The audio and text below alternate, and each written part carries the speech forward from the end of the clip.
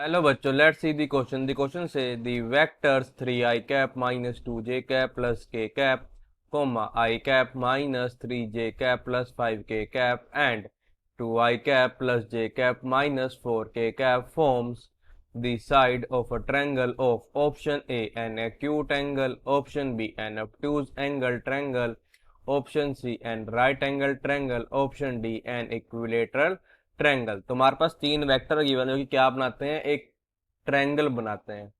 हमको ये बताना है कि वो हमारा ट्रायंगल हमारा कौन सा ट्रायंगल होगा, एक्यूट होगा, राइट होगा, ऑब्ट्यूज होगा या इक्विलेटरल ट्रायंगल होगा।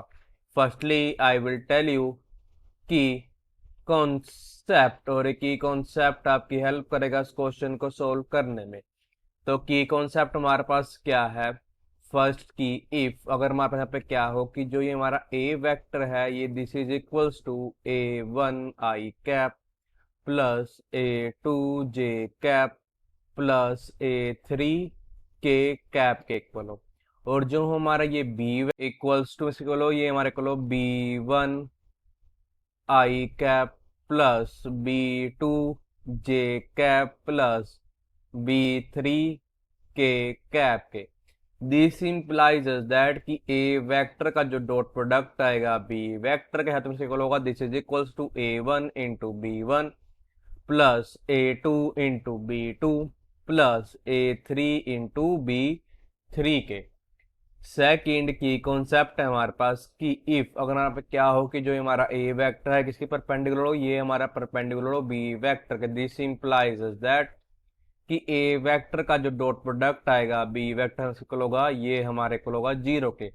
अब हम क्या करेंगे, इन दोनों की कॉन्सेप्ट की हेल्प से अपने क्वेश्चन को सोल्व करेंगे। सबसे पहले करते हैं हम लेट कर लेते हैं, यहाँ पे क्या लेट कर लेते हैं, लेट कर लेते हैं कि ए वेक्टर जो है दिस इज इक्वल है, ये हमारे इक्वल है 3i minus 2j plus k. B vector जो है ये हमारे से इक्वल है this is equal to i minus 3j plus 5k। और जो सी वेक्टर है दिस इज इक्वल है, ये हमारे इक्वल है 2i plus j minus 4k। Now see the figure carefully, ये है हमारा ट्रायंगल ए बी सी। अब ये क्या है हमारा, ये है हमारा vector A, this is vector B and ये क्या है हमारा वेक्टर सी है। तो सबसे पहले करते हैं हम डॉट प्रोडक्ट किसका निकाल लेंगे, ए वेक्टर का सी वेक्टर के साथ। दिस इज इक्वल्स टू, अब जो ए वेक्टर है ये हमारे से इक्वल है दिस इज इक्वल्स टू हमारे इक्वल है 3i माइनस 2j प्लस के। इसका डॉट प्रोडक्ट क्या था हमारा सी वेक्टर है जो कि हमारे से इक्वल है, वो हमारा इक्वल है 2i plus j minus 4k। This is equal to, अगर अपने की कॉन्सेप्ट का यूज करने से इक्वल हो जाएगा, ये हमारे इक्वल हो जाएगा 3 multiply 2 plus minus 2 multiply 1 plus यहाँ पे क्या हो जाएगा, यहाँ पे 1 multiply minus 4। This is equal to 3 multiply 2 means 6 minus 2 multiply 1 means minus 2, 1 multiply minus 4 means आ जाएगा minus 4। This is equal to 6 minus 6 which is equal to 0। हमारे यहाँ पे क्या है कि ए वेक्टर का जो डॉट प्रोडक्ट था सी वेक्टर से निकला गया 0 के।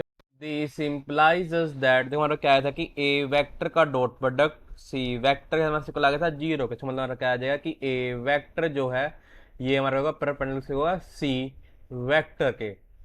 तो मतलब कि जो हमारा एंगल ए बी सी आएगा हमारे को आ जाएगा, ये हमारे को आ जाएगा 90 डिग्री के। इसका मतलब हमारा जो ट्रायंगल बनेगा ए बी सी का बन जाएगा हमारा right angle triangle. This implies that कि A B C is a right angle, ये क्या बन जाएगा हमारा एक राइट एंगल ट्रायंगल बन जाएगा, राइट एंगल ट्रायंगल। इसका मतलब जो हमारा ऑप्शन सी है ये हमारा करेक्ट ऑप्शन है। So the final answer is option C is correct option. I hope you understand it well. All the best. Thank you.